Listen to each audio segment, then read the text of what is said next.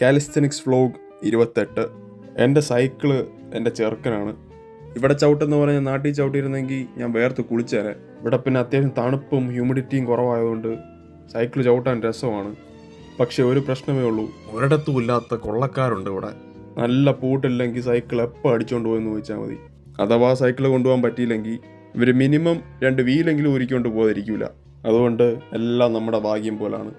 ഇവനെ നോക്കിക്കോ, കൈ ഇടിച്ചാലും ഒരു കൂസലുമില്ല ഇവനും എല്ലാവരെയും പോലെ തന്നെ പേടിയും വേദനയും എല്ലാം ഉണ്ട്. പക്ഷേ ഇവൻ അതിനൊക്കെ പട്ടി വിലയാണ് കൊടുക്കുന്നത്. അതുകൊണ്ട് തന്നെ ഇവന് അത്രയും വേദനയും അനുഭവിക്കേണ്ട. വേദന വരുമ്പം അതിനെയൊക്കെ ഓർത്ത് കരഞ്ഞുകൊണ്ടിരിക്കുമ്പോഴാണ് നമുക്ക് വേദന കൂടുന്നത്. അതങ്ങ് അക്സെപ്റ്റ് ചെയ്ത് നോക്ക്, അതതിൻ്റെ പാട്ടിന് പോകും. ഷോൾഡർ എത്രത്തോളം പ്രൊട്രാക്ട് ചെയ്ത് വെക്കുന്നോ ബാക്ക് ലിവറിൽ, അത്രത്തോളം നമ്മുടെ ഫോം സെറ്റായിട്ട് കിട്ടും. ഹാൻഡ് സ്റ്റാൻഡ്സ് നല്ല കൺട്രോളും കൺസിസ്റ്റൻസിയും ഉണ്ടെങ്കിൽ ഒരു പുതിയൊരു ലോകം തന്നെ നമ്മുടെ മുമ്പിൽ തുറന്നു വരും. കാരണം കുറേ സ്കില്ലിൻ്റെ ബേസ് ഹാൻഡ് സ്റ്റാൻഡ്സ് ആണ്. അപ്പോൾ ഞാൻ പണ്ട് പറഞ്ഞിട്ടുള്ള പോലെ ഇവിടെ പുല്ലിന് വരെ ഭയങ്കര ഭംഗിയാണ്. നമ്മളവിടെയൊക്കെ എന്താണ് പുല്ലിൽ പൂ വരാത്തതെന്ന് എനിക്ക് അറിയാൻ വയ്യ. ഇവിടെയൊക്കെ പുല്ലിൽ ചില മഞ്ഞപ്പൂവൊക്കെ വന്നിരിക്കും. സൺസെറ്റ് പിന്നെ പറയണ്ട, ഈ സമയത്ത് വൻ സീനാണ്.